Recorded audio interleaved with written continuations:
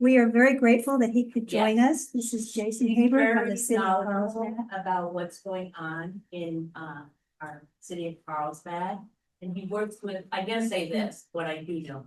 He works with the legislative subcommittee as well as other subcommittees. But one of the things we talked to him, he said, well, at this point, as to what's going on in the state legislators are at a point where I can kind of address what is this happening. It's not quite as busy, but he is still a really busy staff person. Carlsbad. Thanks for the introduction. Yes, Jason Haber. I'm the city's Intergovernmental Affairs Director, which means I'll give you a little bit of overview of kind of my department and what we do there, but it has a lot to do with external relations for the city, state and federal legislative advocacy, and work with other governmental partners as well as throughout the region. So if you just give me a minute, I'll pull up a presentation here I can share with you. While he's doing that, I told him we had been closed for the summer. So he is our launch of our new year. And I think that's why we have so many people here, which we appreciate very much. So, yeah, again, thanks for having me, and thanks for the invitation. I appreciate it. And I've been here at least once, maybe twice, I think, last November. But yeah, so I'm the city's Intergovernmental Affairs Director, and this is a bit of an overview. Can you say? Okay, so yeah, this slide gives you a bit of an overview of kind of my world at the city. So intergovernmental affairs and the city's intergovernmental affairs program is really rooted in a city council policy and then a city council resolution that was adopted. Goes back to way back, but most recently, 2019, we started making significant changes to the program. Some of the things that are laid out in those documents relate to how we do advocacy at the state and federal level, but also calls for the formation of a city council legislative subcommittee. So 2 members of the city council sit on a standing subcommittee of the city council. They maintain awareness, they provide input, they evaluate legislative proposals and regulatory proposals that are coming in at the state and federal level. We receive monthly updates from representatives of Congressman Levin's office, Assemblymember Berner's office, Senator Blakespeare's office, as well as regular guest presentations from a variety of state and federal agencies that do business that impact the city.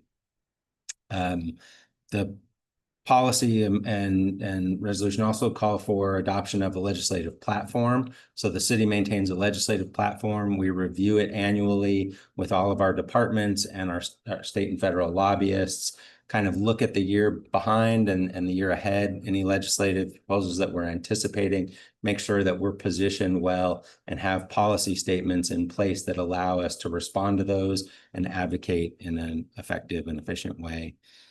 We partner and our members maintain memberships with the League of California Cities and the National League of Cities. They keep us apprised of emerging issues at the state and federal level.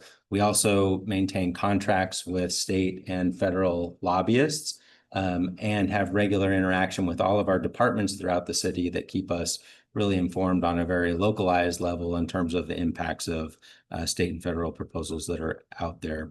I also oversee a contract grant writer that we have on retainer with the city. They keep us informed of any state and federal and other grant opportunities that might be available to the city and keep awareness around various capital projects and programs where we have funding gaps that might benefit from some of those opportunities. The legislative platform is really guided by, as I mentioned, it's updated every year, reviewed by the legislative subcommittee and our departments. Ultimately, the city council adopts any changes that go into that document as far as adopting new positions. But these are 3 guiding principles that really go to the work that we do through the platform. Preserving local control. We see a lot of efforts to take away local control, particularly around housing and land use and zoning authority. Maintaining fiscal responsibility. We have seen several proposals over the years where the state tries to rectify a funding shortfall by coming into revenues that are due to the city and repurposing those to their interests. And then really protecting quality of life, public safety, other impacts to quality of life, anything that comes, proposals that would infringe on that or threaten that, the city wants to be positioned in a good way to advocate for or against those. We've aligned legislative priorities with the primary goals that are laid out in the city's 5-year strategic plan. So those relate to the areas of community character, quality of life and safety, sustainability, economic vitality, and then organizational excellence and fiscal health for the city organization. In the last few years, the city has become more active in sponsoring legislation. And so we've worked with Assemblymember Berner on a few bills, and we've worked with State Senator Catherine Blakespear on a few bills. 22, 23, and 24, over those past 3 years, we've had 5 bills that have gone through the legislative process and been signed into law. A couple of those related to ocean lifeguard and pool lifeguard activities, allowing us to deploy those more effectively. One allowing the city to file temporary restraining orders on behalf of our employees, and really that extends to all employers throughout the state. Any employees that are facing workplace harassment as a virtue of their place of employment. And then last year sponsored an e-bike rider training and safety bill that allows for a pilot program in San Diego County to any local jurisdiction or the county itself can implement a minimum age requirement of 12 and up for e-bike riders. And then also provided for a new Brown Act exception that allows the city council to discuss issues of cybersecurity in closed session so that we're not disclosing any cybersecurity threats or concerns out in open session. This year, the council endorsed 8 different legislative proposals that we wanted to try and advocate with our representatives. These are just a few that might be of interest. We don't have any current pending bills that the city is sponsoring. We couldn't find authors that were interested in taking these up. Really, the first bullet point has been incorporated into bills that I'll touch on a little later, but the city is not an official sponsor of those bills. And then as far as expanding the use of beds at La Posada, rather than taking a legislative approach, we're pursuing a regulatory fix, working with the State Department of Housing and Community Development. Yes. Are there any compact sections? Yes, so the Brown Act has a long list of kind of safe harbor exceptions that are the topic areas that the city council is allowed to discuss in a closed session. They relate to personnel matters, real estate negotiations, things like that, where you wouldn't want to expose, more sensitive information out in a public open session. So yes, this was not covered previously under those exceptions. And as kind of these new technologies and emerging issues come out, we want to make sure we can deal with those effectively. Yes. Short-term vacation rentals. Sorry about that. Yes. So yeah, currently, and I'll touch on this a little bit, but state housing law provides for a variety of opportunities for developers to take advantage of density bonus, other concessions, other development standard waivers. And we were concerned that those were being applied to projects that really don't, the intent is really to benefit housing development if they're being used for short-term vacation or more transient lodging type properties. That doesn't really serve the interest, and yet they were still receiving the benefit of those laws. So this is just an overview of the legislative calendar for this year. Here we are. The legislature just reconvened from their summer recess this week and are currently holding fiscal committee hearings and floor sessions. Today is redistricting day, if you're tracking that at all. The legislature is really consumed with an assembly bill, a Senate bill, and a constitutional amendment that are being proposed to allow for the governor's plan to respond to the redistricting issues at the federal level.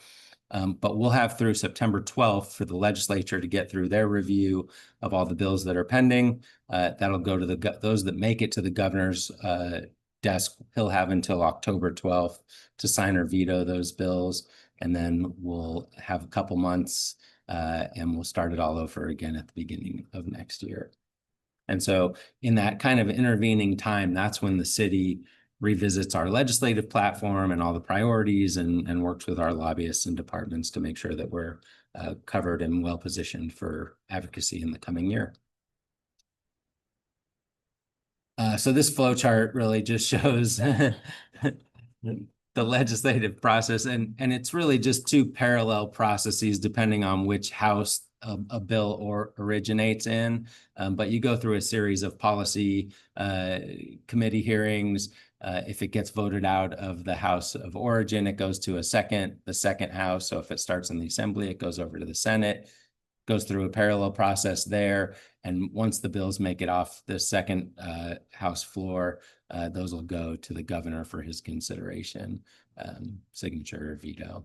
And anything the governor does not sign by the deadline becomes law by de facto. Okay, so I'll touch a bit on state housing laws. We covered this the last time I was here, but historically, cities have had quite a bit of control through their police powers over land use and zoning within their cities. In recent years, because the state has recognized a housing shortage, there have been quite a number of laws enacted that intervene in that space and try to take away control from cities and really dictate how cities deal with those issues. Last year, these were some of the legislative themes that we saw in this space: really limiting development fees, increasing state oversight and enforcement against cities that are not compliant with state law, increasing coastal development, and then enhancing opportunities for implementing the builder's remedy, which is when a city is found to be in violation or their housing element is decertified. Developers have a lot more leeway in terms of compliance with local laws as far as development proposals that can go forward. This year, we're seeing a number of areas that the legislature has continued to touch on this area. One bill I'll talk about in a minute really gets into the details of transit-oriented development, allowing increased height and density and delegating land use authority away from cities and towards transit agencies for properties that they control. CEQA reform, particularly exemptions that have been enacted by the state through a couple budget trailer bills that I'll touch on later, as well as pretty significant changes to the state's Environmental Quality Act, which is our environmental guiding legislation. Prohibiting adoption of new building standards. That's another provision that was adopted with through budget trailer bills this year. Puts a moratorium on cities being able to enhance building codes with stricter requirements above the state standards for a period of time. A variety of permit streamlining proposals. And then again, I touched on the prohibiting of incentives around visitor serving or commercial uses, as well as some proposals that relate to providing for housing for extremely, extremely low, what they're calling acutely low income housing. As I mentioned, so SB 79 is the bill that's really getting a lot of attention this year. It's a Senator Wiener bill. Over the years, he's provided a number of legislative proposals that go to increasing density, height, floor area ratios, really increasing capacity and taking away cities' ability to limit development within their jurisdictions. This one specifically speaks to transit-oriented development, and again, would take away a lot of the land use regulatory authority from cities and give that to transit districts such as NCTD, where they have developed developable land within your jurisdiction. So if you think about that here specifically, the Carlsbad Coaster Station in the village is one property that NCTD is looking at significant redevelopment and development opportunities there, as well as our Poinsettia Station would be another one that would be really subject to these new provisions. And they allow for development, in some cases up to 7 stories and a density of up to 120 units per acre. I think given our transit frequencies, we aren't subject to the maximum of those limits, but still more significant and exceeding our local standards on that.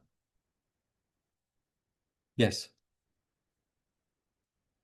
Okay, I don't either.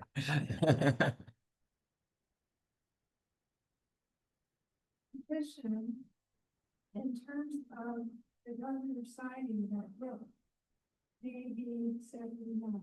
SB 79. So the city, sorry, I should have mentioned that. The city has an opposed position on this ban. Yes, we've taken an opposed position.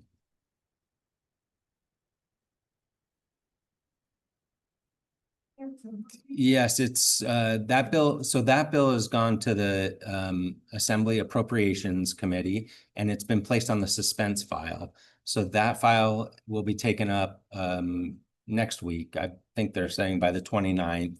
They're talking about taking up the appropriations bills there. Yeah. Yes. So, doing that's new for us in Carlsbad as well as California. It means you'll see a lot more dense, higher development, or the potential for that in proximity to transit facilities. Is it?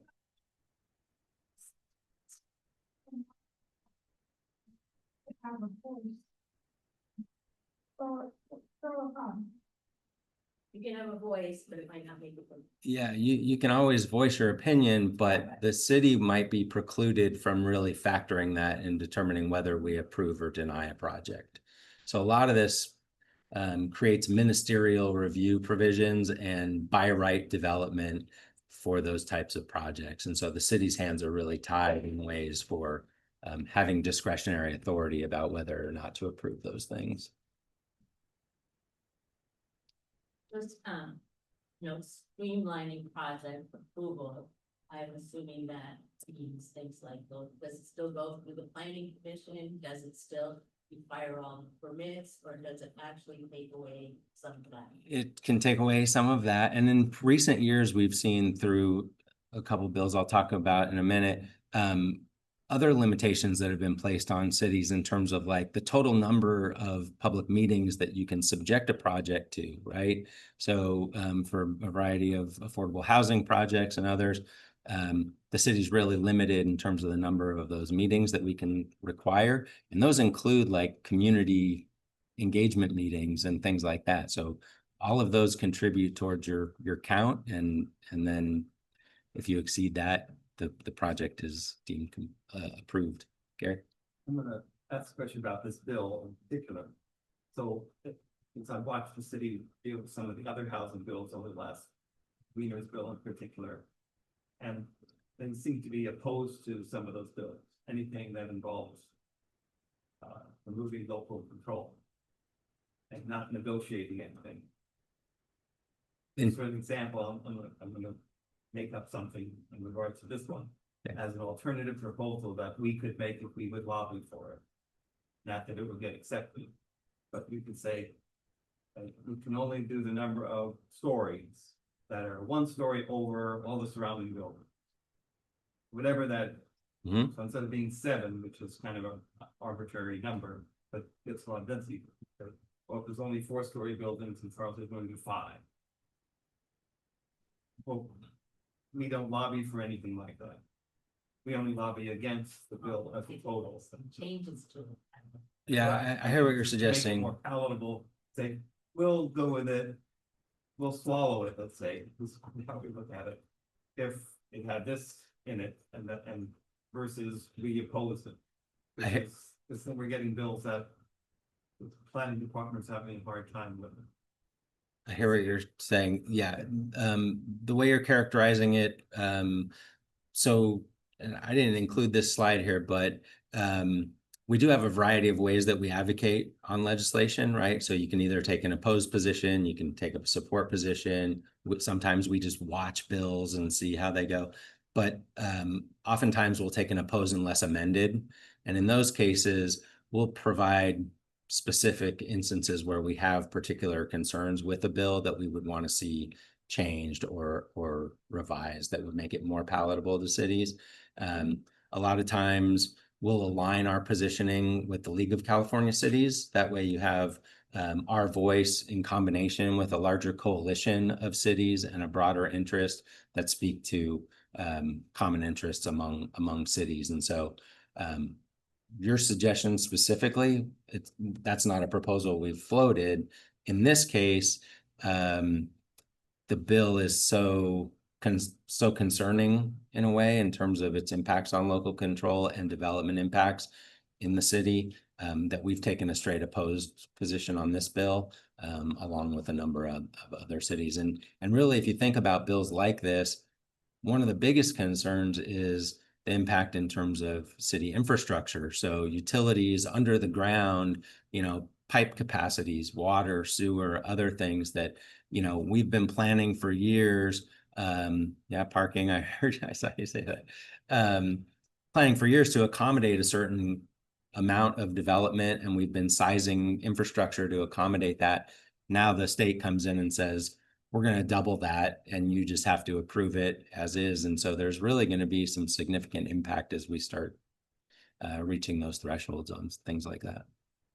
So there's no.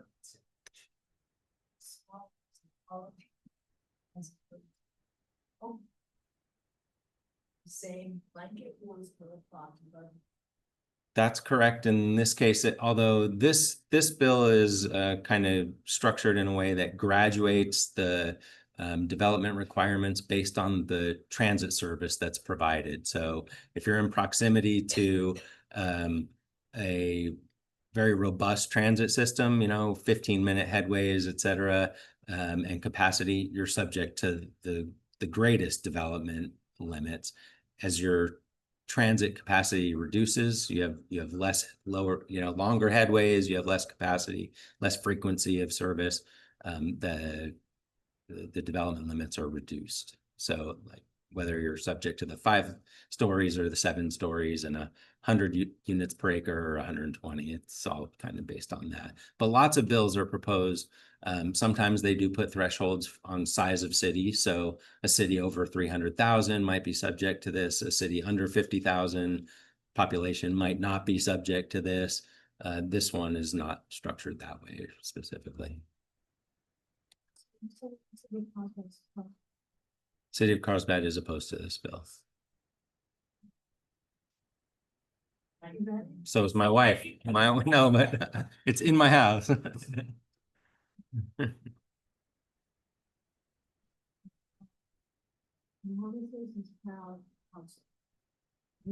the Venn diagram across all the places. And you can build easily in red states. And in blue states, all of the regulations will prohibit you from creating housing for your population. Low income or anybody, right? Just prohibits it and raises the cost. So after reading this, I look at something like this and say, yeah, because having attended 10-day forums, the people that say, council members who said, I will fight if they try to develop here, won the election. And now they're spending the taxpayer money and sued against something that they probably didn't. This takes the city out of it and actually puts more let's say ability to do stuff because cities like Carlsbad are so heavily regulated in what they can do, right?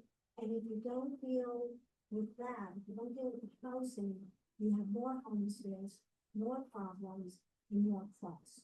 So I hope everybody reads it. I get it. There's a lot to disagree with. I think I'm the same, but I mean, yeah, you want to respond? No, that's okay. If you had something else you wanted to say. Doesn't actually talk about like higher, ratio of, low income housing. Affordable. It doesn't. I'm forgetting this bill, whether Yeah. this bill has any specific provisions. I think they did incorporate some provisions related to affordability. Affordable housing is they have this 10%, right, or it varies. There's but different thresholds for, how much they can actually, so that means for the developer to make a lot more money on the other low income housing. Market rate.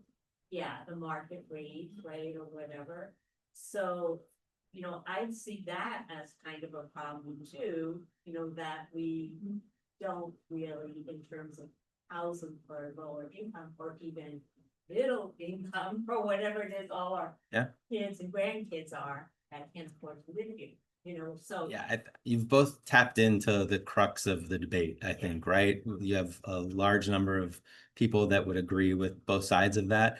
The majority of the legislature might be more inclined to the idea that this is a supply problem and they're gonna try and solve it with supply. So the more inventory you can create at all income levels, there is some prevailing thought that would say you're creating more capacity for others to move into those units. Okay. When you look at how it's working, if you have a area, even Carlsbad, that has 30% of the population or so that needs low income housing. It's like people for like $100,000 a year, not 20,000 a year, but 100,000 a year. Then if you look at the infrastructure that you mentioned that we have to put in when we do this kind of stuff, that comes from city funding and not from these projects, it might be cheaper to provide low-income housing units instead of getting them for free. Right now, we look at it as that they're free units. If we give someone a density bonus, they're willing, because they're getting a density bonus, and that making their land they just bought way more valuable, say with these units that they can sell or rent higher. So they're willing to pay for the affordable housing. And then someone else has to provide parking. That's the city, that's to provide later, after it's noticed that we need more parking. And because it's not required in most of these. Right. And also we need more sewer, and we need more park space because we have a park per person. And we need more fire services and other things. Those are all fees that they're not in their impact fees. So we're gonna have to provide that. We have to like do our general plan over and say, oh, we have 200,000 people, 740,000, because in order to get the 10,000 units of affordable housing we need, we're going to let them build 50,000 units so we can have them for free. We can get, well, it's better perhaps to analyze it and say, let's build 10,000 affordable housing units and make a deal with the state and say, we'll do 10,000 affordable housing units that are all affordable. And we'll keep our number of units at 150,000, 140 plus 10, and we'll be happier and we'll have less expense for parks and other things. We just want to make that deal, and we'll do the units and at taxpayer expense, assuming by my. If I'm understanding.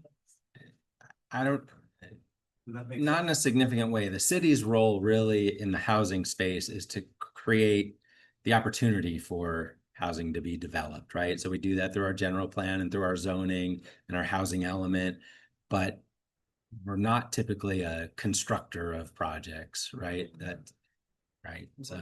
Kind of an opposer, like I lobbied for accessory dwelling units for like 10 or 12 years unsuccessfully. And I built one.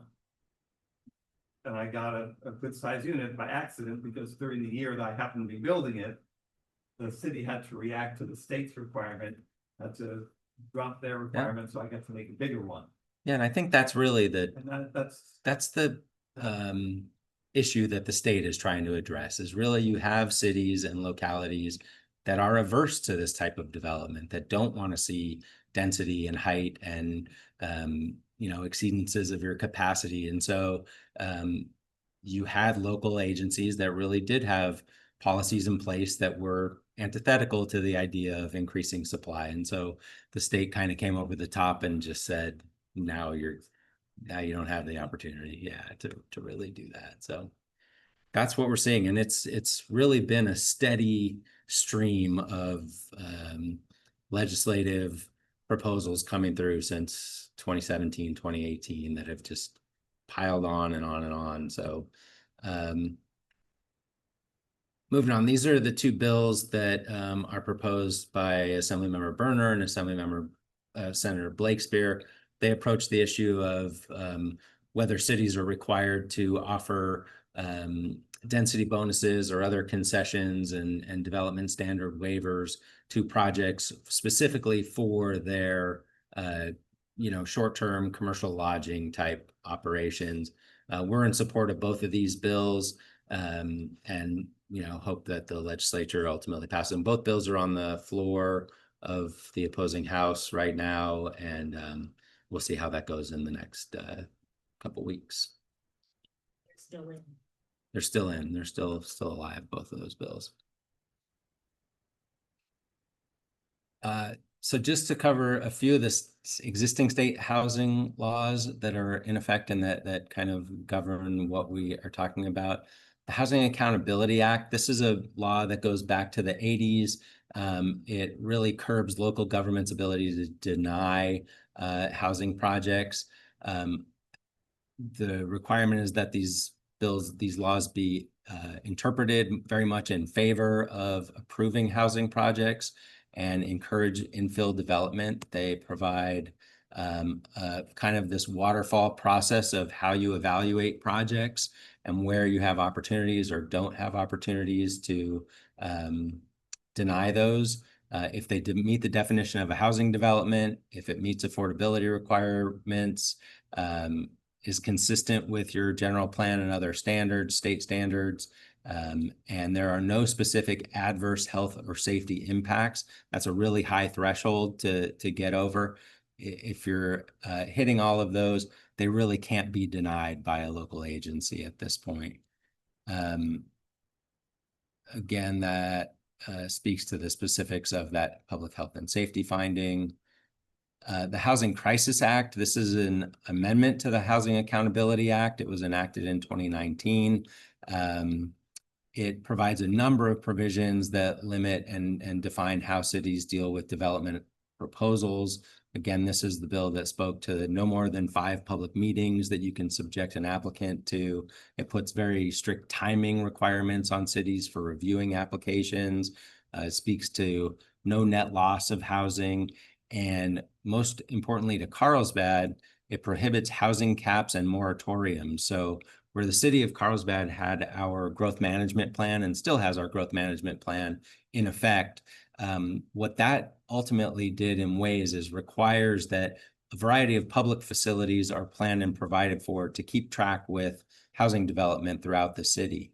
What the state has opined on is that if you don't have a functioning traffic system that functions above a certain level, and you're using that as a justification to deny a housing project, that is effectively a moratorium on development.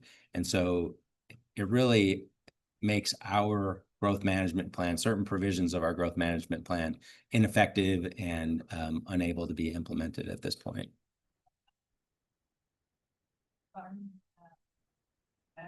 Yeah, the ability to serve on the water side,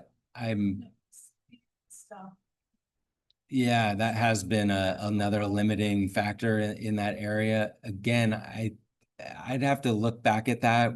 That's a little more critical area, right, of service. I'm not sure if that falls into this area.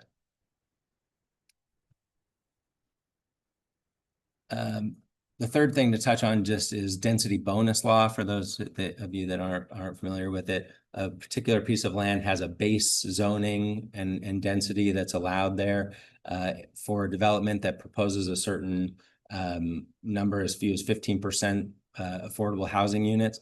They get a 50% density bonus on top of that.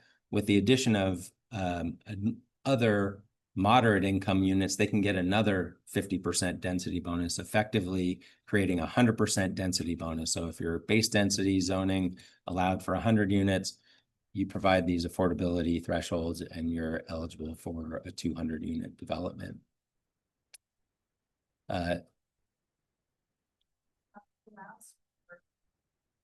Options and developments. Yeah, so this will touch on that a little bit. So where a city might have, you know, base zoning that allows for a certain height limit, a certain density on a project, certain setbacks, aesthetic requirements, otherwise, under these laws, a developer can request waivers from those development standards. So you can exceed the floor area, you can exceed the setback requirements, you can exceed the height limits. And so you're seeing more developments like this. And when I came to you last year, there was a lot of interest and concern around the project that was going in at the Smart and Final location in the village. And really, ultimately, that's how you end up with a project like this for that site. You know, regardless of, that is a rendering of the interior section of that project. No, I think that's an interior street between the commercial development and the residential.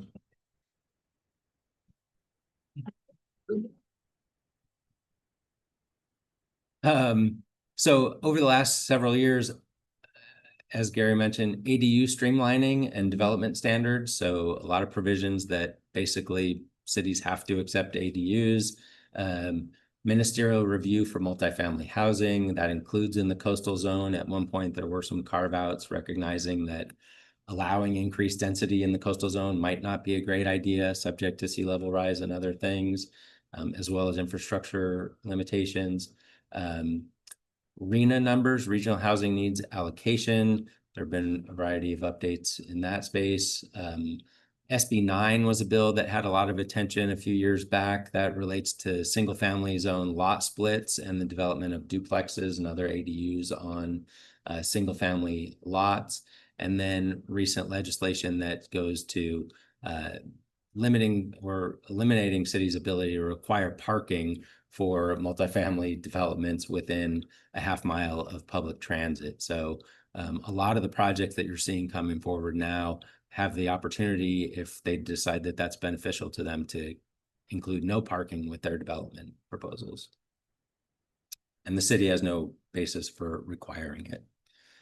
Sorry, the numbers are a little small on this slide, but this just gives you a sense of the city of Carlsbad's allocation through the regional housing needs assessment. We're currently in the 6th cycle, and you can just see a bit of a comparison from last cycle. We had just under 5,000 units that we were required to build from 2013 to 2021.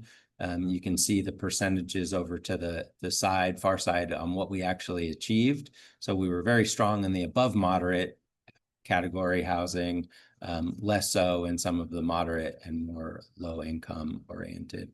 And so you see the numbers for this year or this current cycle, another close to 4,000, 3,800 units that the city needs to plan for and show demonstrable progress towards achieving over the course of that cycle.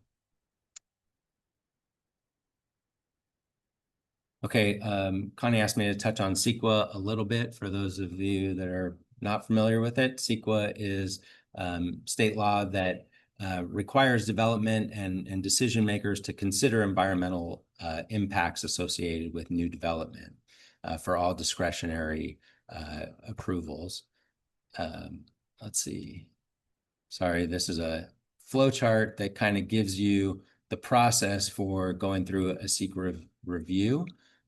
So first off, determining if an action or a proposed development is in fact a project. Will it have environmental impact? There's a variety of determinants that go into deciding that and determining that. We look at past CEQA review. If there is prior CEQA review, we can do an amendment or an addendum to those documents and supplement existing environmental review. We review for exemptions. There are a number of project type exemptions that are spelled out in state law. And in those cases, if they qualify under any one of those, you get a notice of exemption related to that. If it's determined that environmental review is required, an initial study is done to determine kind of the scope of what impacts a project might have, and then you determine the level of analysis that goes into reviewing those projects. And whether those impacts can be mitigated or not. So under CEQA, these are all of the areas that an initial study typically covers: aesthetics, agriculture, air quality, biological resources, greenhouse gas emissions, noise, transportation and traffic, wildfire, utilities, service systems, etc. This year, following in the state's interest of streamlining housing development, 2 bills that were proposed earlier in the session got incorporated into budget trailer bills, which allowed them to go quickly through the process, get signed by the governor, and go into effect immediately. So at this point where we sit right now, both AB 130 and SB 131 were incorporated into budget trailer bills and passed in late June. Touching briefly on those, AB 130 really creates a new CEQA exemption primarily for infill housing. So some of the provisions associated with that, it can be for a project up to 20 acres, has to be within an urban area, has to be consistent with the city's general plan and zoning. At least 15 units per acre, so they want to see density on these projects. No historic structures, wetlands, or prime farmland, and still requires a phase 1 environmental, which is kind of a cursory analysis for mainly directed towards safety implications, is still required for the project. Yes, we are an urban area, yes. But I mean, all of them? We would be subject to, yeah, we're subject to the requirement. So, yeah, up to 20 acres. That's a project up to 20 acres, right? SB 131 created some new streamlining around proposals that what they call near miss. So as you go through that evaluation of your initial study, where a project may only have impacts in 1 or 2 of those areas, it really limits the scope of the environmental review to only cover those areas where it's determined that there's potential impact. And then also creates new statutory exemptions for all of the types of projects that are listed here. So that really expands beyond infill housing and goes to quite a number of projects that would typically fall under the requirements for environmental review. Also within that, and as part of budget trailer bill adoptions, a bill that we were tracking that would limit the city's ability to adopt new building codes beyond the state standards also got incorporated and adopted as part of the budget trailer. And so the city is precluded from enhancing our building codes beyond state requirements for a certain time period. I think it's a 5-year moratorium on that. So this is transitioning into this new conversation about the state's daylighting law. And it's a topic that came up recently with consideration of a traffic circle, traffic calming project that was going into and planned for the Barrio neighborhood. That project has been in the planning pipeline for several years and was the recipient of a federal grant in 2022 with the assistance of Congressman Levin that would have installed 5 traffic circles throughout the Barrio neighborhood to calm traffic. California's daylighting law, which is what it's referred to as, was passed last year and creates limitations on parking in proximity to crosswalks and intersections. So in most cases, 20 feet from the intersection, in some cases where you have a bulb out or other structure like you see in the top right, it limits it to 15 feet back from that, and only on the approach lane. So on the approach lane, you can't park or stop within 20 feet of an intersection or a crosswalk. Otherwise, you're subject to enforcement and ticketing. And so specific relative to this, you're seeing how this affects very dramatically city projects on the ground. As we were going into the process of permitting or getting council authorization to advertise and bid for this project, it really became evident that because of this new state law, for one thing, in combination with the design of the project itself, the city was subject to lose about 38 parking spaces in this area, which is heavily impacted in terms of parking capacity. And so you can see here for each intersection, the number in purple that was due to state daylighting law, and then in blue, the number of parking spaces that would have been lost as a result of the project design. In order to keep this federal funding intact and available to the city did retain, council did decide to retain one traffic circle at the Pine and Harding intersection, and there'll be a public art element incorporated there as well.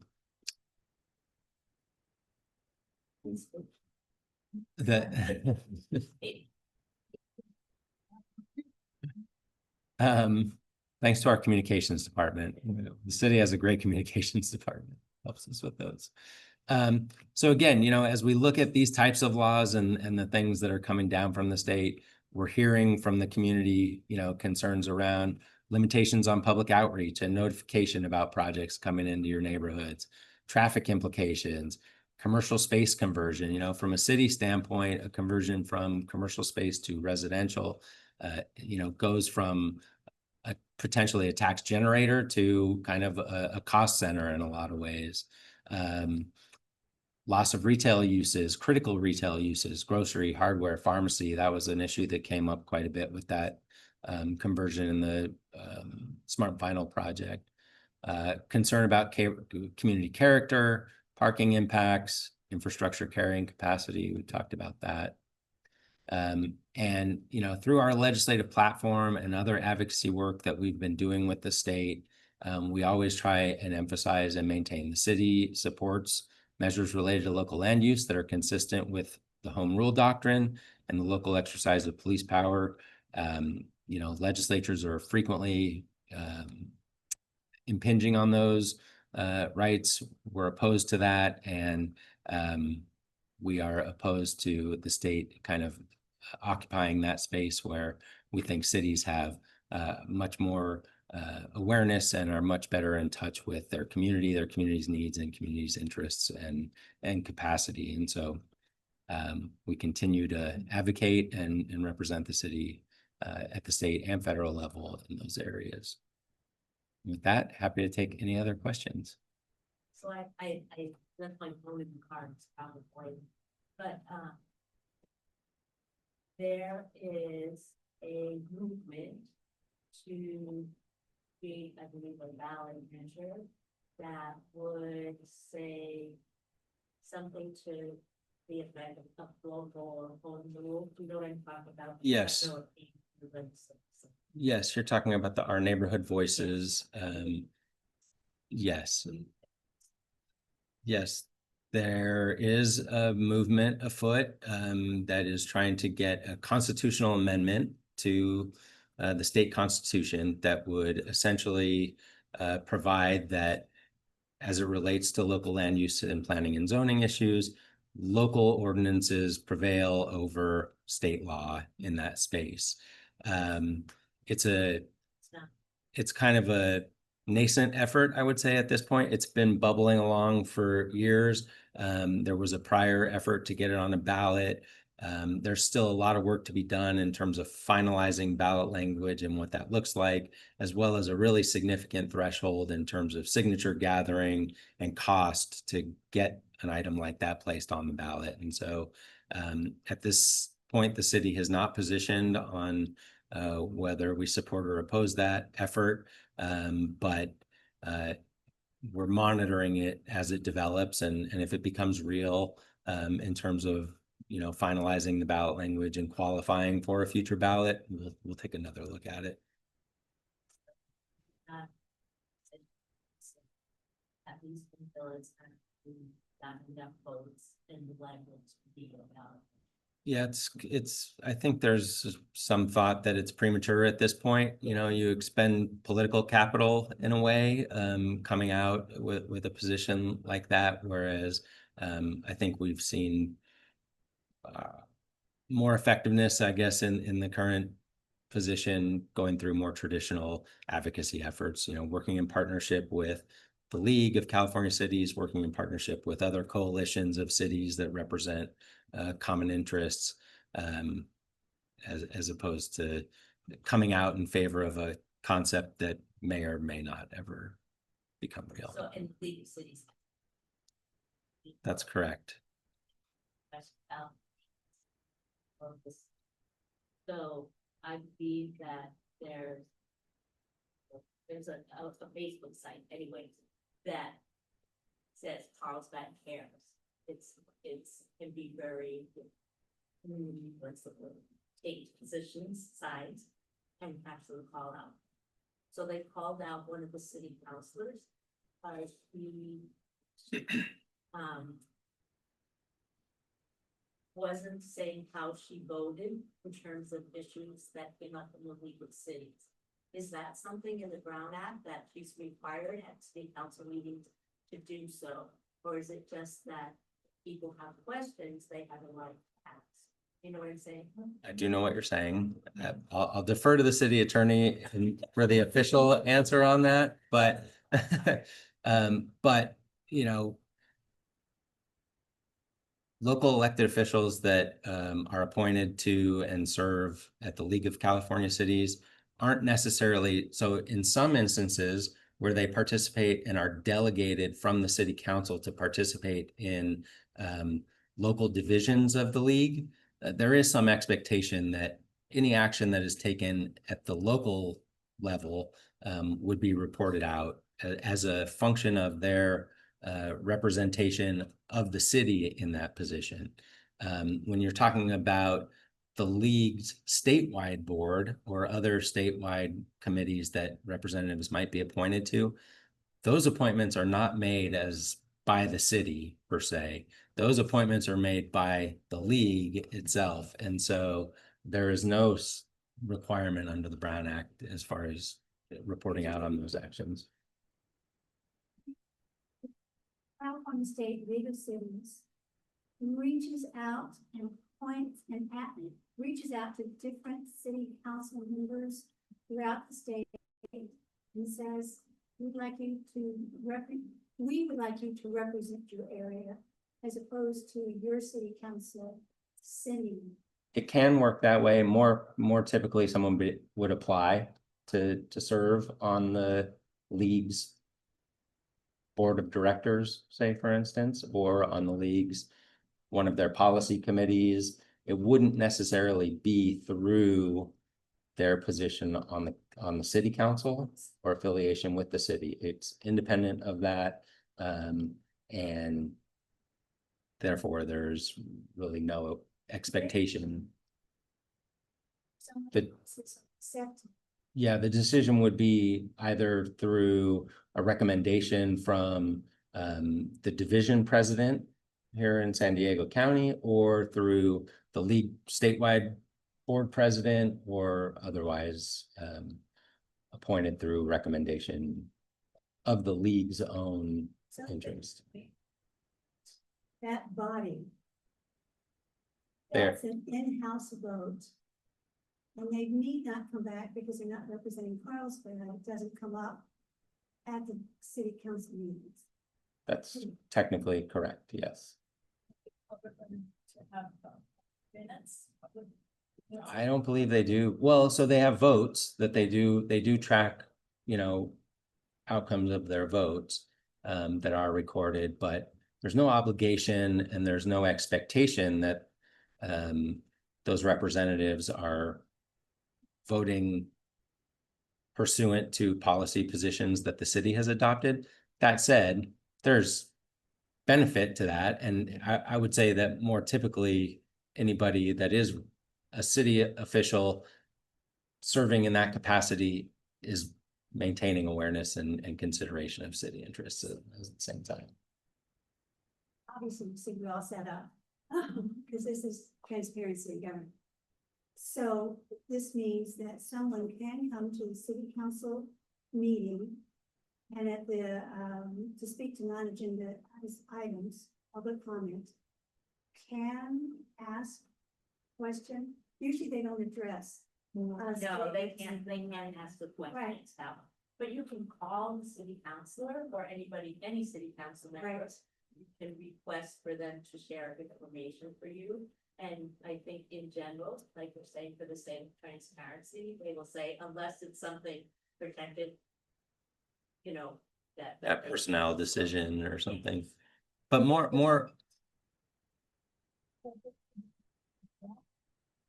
Unless it's a contract, contractual things, anyway, Yeah, we're kind of. Yeah. I saw a date up there for that legislation that was like 2035. Does that run out? what bill are we talking about specifically? Is the number of housing units approved for the biggest. Oh, the arena Yeah. cycle? There, That's just a typo. It was adopted on June 30th, 25. Sorry about that.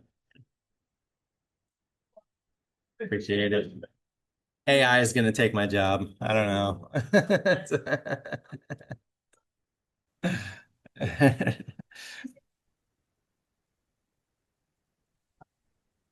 oh, is that your position or your role, are there any other cities, or most other cities in San Diego County have the same? It's pretty unique, Carlsbad, actually. A lot of larger cities will have a role like this. So I work in the city manager's office. I've been with the city about 10 years. But no, we have one of the more robust intergovernmental affairs programs for cities our size. Yeah. I'm just gonna say this, you do actually have some really awesome staff within our city and, you know, they are available to us to answer questions I'm facing, but you know, it's just, you have to participate, right? Yes, I just wanted to know, we also had a presentation about what you're doing about homeless and people who live in their automobiles, so these. And I just want to say that I found Carlsbad to be really proactive in trying to address that problem. With things like the housing place here and helping with the homeless. Yeah. And I just really. Thanks. I'll pass that along to our housing services. But they wouldn't even look at a safe parking area. And in talking to people, the amount of people living in their cars, that's the last thing they own, right? They get ticketed. I know that they have a program to kind of bring them, but there isn't enough, you know, places for them to go. I also feel that like we have a very transient society now. Everybody's moving and going places. Young people I know live in a trailer, you know what I mean? Or one of those fancy vans and are going from place to place. So I think the safe parking thing is something I hope. I know it was actually the Housing Commission brought it forward. It was on the slide. And then it wasn't people discussed, but we got to see it. We've been writing letters. I know, we're good. Yeah. That's one of our. Causes. Yes. It's an incredibly complex issue. I mean, obviously, and there's lots of opinions about it. You know, there's a variety of factors to consider in adopting something like that. Highly encourage you to invite Mandy to one of these presentations and Jumped. okay, great. We appreciate it very much. Glad to hear that. Wells for your information. Yeah, For nice. us. Good to hear. Oh, thank you.